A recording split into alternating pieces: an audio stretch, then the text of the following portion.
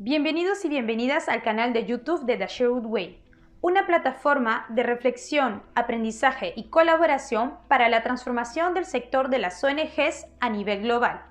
La cooperación sueca es una de las más prestigiosas y comprometidas del mundo. Sin embargo, en estos momentos está atravesando por un momento crítico, debido a los cambios en el gobierno y a cuestionamientos a sus ONGs. Nos preguntamos, ¿es este un augurio de un debate más amplio sobre el futuro de la cooperación? Para entenderlo, conversamos con Anna Tibblin, una de las figuras más influyentes de la cooperación en Suecia, según la revista Global Bar. Anna es secretaria ejecutiva de la ONG We Effect, conformada por el movimiento cooperativo más grande de Suecia, y trabajan con organizaciones de productores, campesinos y organizaciones de mujeres en más de 20 países de Europa del Este, Asia, África y América Latina. We have a hard time understanding that it's actually happening. And it makes us, I think, feel both a bit stupid, why wouldn't it happen to us? It's happened to everybody else. Do we really think we're so much better than the rest of the world? But also concerned that we didn't take the signs seriously earlier. We didn't think it would happen. Mm-hmm. So, point of departure, I'll share. I think we could start with the Russia's full-scale invasion of Ukraine. When that became a fact last year, we had a social democrat government in Sweden, and it had only been in place for a few months because it used to be a coalition with the Green Party, and the Green Party had the responsibility, or they had the portfolio of development, cooperation, and environment. There was a conflict, the Green Party left, and there was a Social Democrat majority government. When the war started and the EU took the initiative to receive the refugees, I don't know what that's called in English, but this that refugees could come without this special process and so on. The Social Democrat government in Sweden decided that they would fund the reception of refugees from Ukraine over the development budget. And of course, this has been done before. Over the 50 years, Sweden has had a 1% goal for more than 50 years. It's incredible. And that's happened before, that the government has taken a larger proportion to finance refugee costs. It happened in 2015, it happened before. But this was huge. And at the same time, the same government was discussing subsidies for example, the cost of electricity, the cost of petrol, all of these price increases that we could see following the financial effects of the war in Ukraine. So it was the first time that the Social Democrats actually clearly attacked the development aid budget.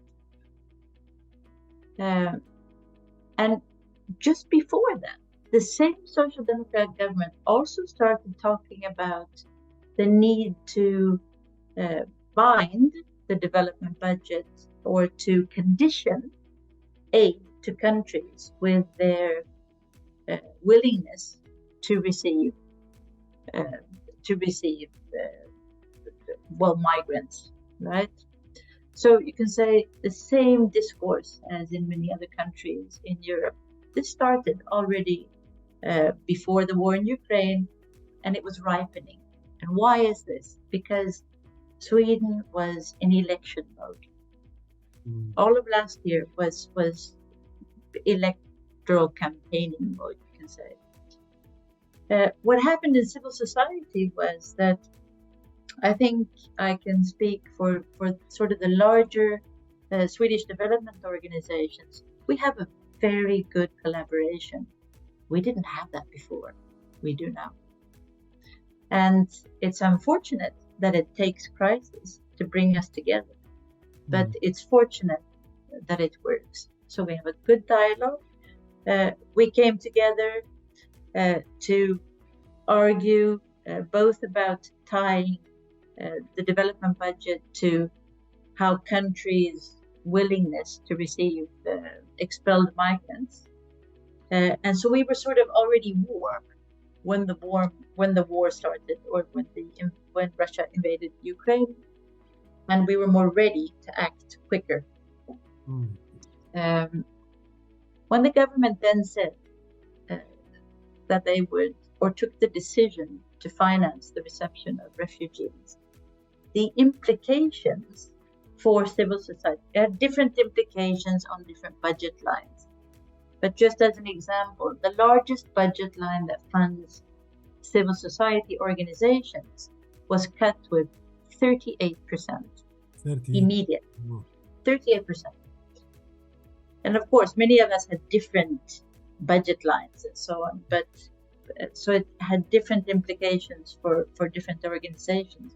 But the one thing we can say about all of them was that last year was disastrous, because this decision was taken by the government in April. It was on the same budget for the same year.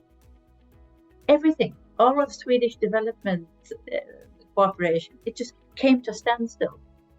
Wow. Everybody had to dive into their Excel sheets and budget staff release, panic measures, and so on.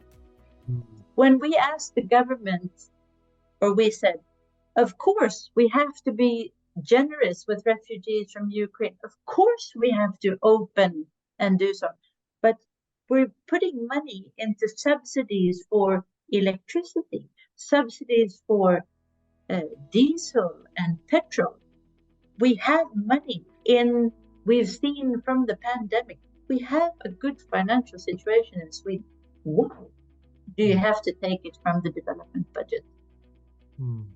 Obviously, because it was an election year, and because the Swedish Democrats, which is the most right-wing party, that is not in government, but that sits in, do you know how it works? Yes. Okay, so you have the government coalition, but these guys have their own office inside the government. So this is, of course, the Social Democrats are flirting with the electorate on this whole aid migration issue, and the loser was the Swedish development budget. So what happened was Swedish civil society managed to organize major protests in country, a lot of debate articles, a lot of discussions with politicians, the religious organizations speak to the religious leaders. We used our cooperative companies in the private sector, etc., etc. And that budget cut from 38% was reduced to 10%. And I am absolutely convinced that our work as civil society organizations together made that happen. So at least that was important. The problem was that since everybody had been trying to plan for these big cuts, by the time the government then said, okay, it's only 10%, you'd still lost so much time, and well, you know what it's like with all of these, that kind of budgets. That was in August. In September, there were elections. The Social Democrats lost. This new conservative government came in, and with these Swedish Democrats on the inside. Now, the Swedish Democrats in their party program, they want to cut Swedish development cooperation with half. The Conservative Party, Moderaterna, they officially want to go to the 0.7 target. And their rhetoric is, of course, Sweden can't do it on our own. Nobody else is paying this much. We are paying proportionally much more than everybody else. We have to be realistic. We have to be reasonable. But we will respect the 0.7 target. so with that, and with the war, and with everything else going on, it just sort of, it slided through. But also because the Social Democrats had opened up the can, if you will. Okay. I think, so that if that's like the preamble. Okay, so the new government comes into power, and they put as minister for development cooperation, it's a combined ministry. It's a minister for development cooperation and foreign trade. So what they say is, we are now going to reform the Swedish development cooperation policy, and they call it the reform agenda. And what they talk about is, we're going to combine aid and trade. We want efficient aid. We want less corruption. We want less conferences and more food packages. That's sort of so it's a typical, you can say, conservative rhetoric. As civil society, so we're sitting there saying, okay, we get it. Fortunately, we live in a democracy. These people won the elections. How can we talk to them? We understand we're not going to change their party programs, but how do we talk to them? What can we say? How do we do it? We spent from, I think, October, all of last year, just trying to speak to them. They wouldn't let us. There was no dialogue. They said, yes, but you, civil society, you can send us letters, send us your comments, if you will. We'll come back to you in a consultation process later. And we're jumping up and down, civil society at its best. And they just ignored us. That gave some rippling effects, I think, in Swedish society, because there is still a large base of Swedes who do care for development cooperation, who will defend development cooperation budget, but who also understand and who feel increased food prices, increased electricity prices, the whole discussion about NATO and all of these things. So you'd say that the priority is lower, but that the values are still there. A majority of the Swedish population still defends and believes in a strong development cooperation. But I don't think a majority of the Swedes will go out and demonstrate on the streets, because in the political rhetoric, when you say, we need the money for electricity, blah, blah, blah, blah, blah, blah, blah, it's just too difficult to get through the noise, sort of in that sense. Okay.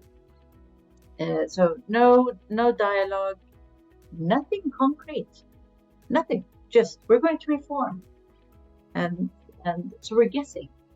We're writing debate articles about it's fine to combine aid and trade, but you need to think about this and this and this. There's a lot of examples from other countries. Nothing back.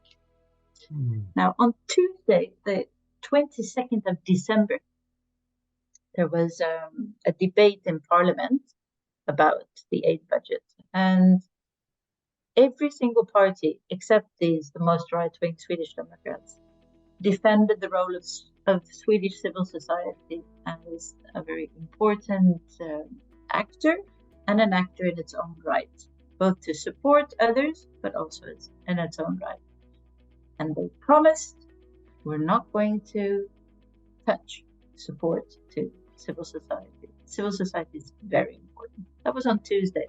On Thursday, the government decision on the budget for 2023 came through, and they've cut everything, every single budget line. And I think that's what we're still trying to recuperate from. We're not used to being lied to.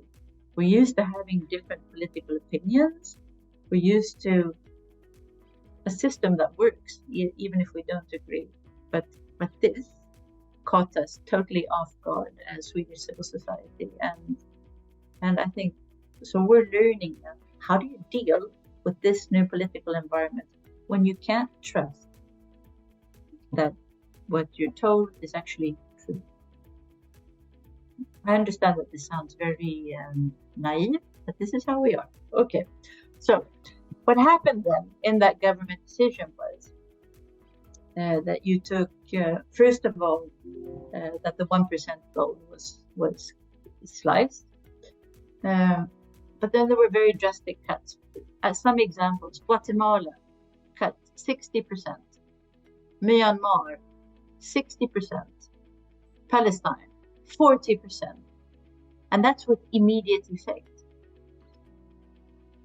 So as you know, that means that, okay, there they sit at these embassies, and they can't sign any new agreements, of course, but what do you do with your portfolio when you just lost 60% of your budget?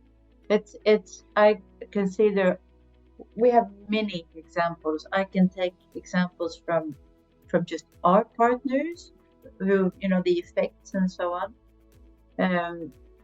And those were funded straight from the embassy levels. There's a lot of examples. One concrete one that I can say from our perspective is that we had an agreement ready with the embassy in Guatemala. Damaris had been working hard for. It was ready to sign, and it was worth 6 million euro, and it was ready last year. It was just that we had some compliance, blah blah blah, so we hadn't had time to sign it. We were prepared, ready to go, and it was just put in the back garbage. So that means it's those kind of situations, and of course the seriousness is for our partners. But here's what the government also did. Okay, so they cut the country budgets drastically. They also cut the overall appropriation to civil society with 10%. And you can say, well, 10% isn't so much. But since we were still fighting with the problems from last year, getting organized in our Excel sheets and trying to replan, it just meant you had to replan one more time. Then they also removed two vital budget lines. One is that SIDA had this budget line where you could apply for the own contribution for EU grants. So if EU requests 10%, you could actually apply from SIDA to cover those 10%. Sometimes they said yes, sometimes they said no, but it meant that you had more organizations that could access EU funding, right? That they removed immediately. The second thing they removed was an appropriation for, it's like an information grant. It didn't affect us so much as We Effect, but some of the smaller organizations, this is where you could fund your advocacy people, your information campaigns in Sweden, everything that has to do with general public opinion work on development issues, Agenda 2030, all of that stuff. That budget line was just removed. So that's meant that for the Swedish organizations, smaller ones, some have had to close, some have lost half of their staff. One of the examples is, for example, the development organization that works with support to trade unions. They went from 20 employees to 8 because they funded their work with the Swedish unions with that money to, etc., etc. Right or wrong, but that's what happened. So the Swedish development sector at the moment with civil society organizations is in the middle of budget crisis, letting staff go, reorganizing, and trying to find our feet. There's no funding available for advocacy and information and so on. So it's only us bigger ones who can afford it but it has to come out of our own funds. At the same time, with the inflation, etc., it's more expensive than ever to actually do our job. So that's sort of a summary where we are as an organization. Yes. Now, the government,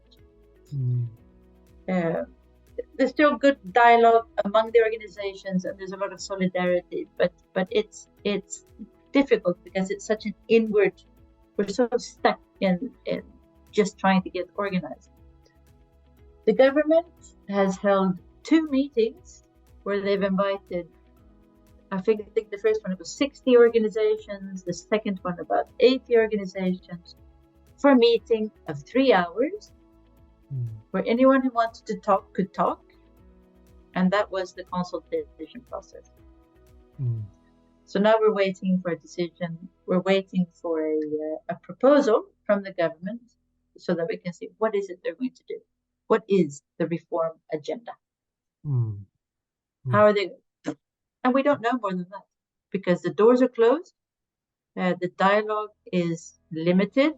There is no consultation, and that's it. And there's very little room in the public debate about it because everything is about the war, climate, NATO, etc. I think first and foremost, it is the signal that you send to the Swedish population and to the rest of the world is that in the time when we're in the largest crisis globally since the Second World War, Sweden bails out and says we're no longer in. I think that is such a strong signal of not only abandoning ship, but also abandoning responsibility, values, and seriousness. And then you can ask yourself, okay, what does this government stand to gain from that?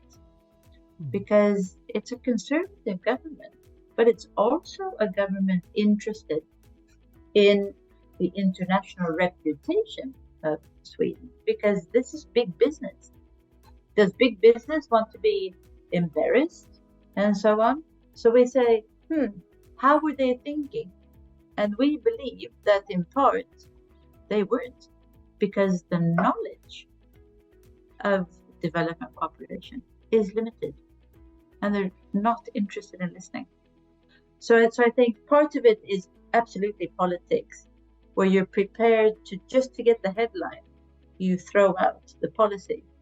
But part of it also actually not understanding that all of these years of the development cooperation is also a strong investment in the brand name of Sweden as a business partner or whatever it's. That, I think, it's sort of like a light bulb now for the business sector. The second one is when it comes to the new geopolitical situation, where our former partners in African countries, for example, feel abandoned, rightfully so, and are saying, so who's there to say, don't vote on Russia? There's nobody left, and Sweden lost that opportunity. Maybe there was no difference you could make, but you could at least be there and try. Now we've lost that opportunity as well. And that realization is coming through, I think, in different parts. So implications are, of course, that others can follow. Implications are that it has worsened, I think, the global security situation. It's also implications are that I think just generally more nationalistic policies will it just open doors, I guess, those things. And I think it was the European Commission in a comment who also said, commenting specifically that it was Sweden, like you said, that we lost one of the good ones. It's like you say about DFID. It's the same situation. Mm. It also means that, all opportunities at dialogue in the future, all of these different things, has that credibility is lost. In some cases, it's possible to repair it maybe, but then you have to start working now. We see no such interest from this government. Mm. I think when it comes to feminism and the losses, the previous government, launched the feminist foreign policy, and I think that's also something that was also controversial within Sweden, but over time, it was something that I think a majority of the Swedish population also was proud of. So that also made it easier for Swedish development cooperation to have that leverage, working with gender transformative approaches, etc., and really pushing development cooperation in that sense. Okay, so this new government has scrapped the feminist foreign policy and says, we're still yes, we like to work with gender equality, but we don't like etiquettes.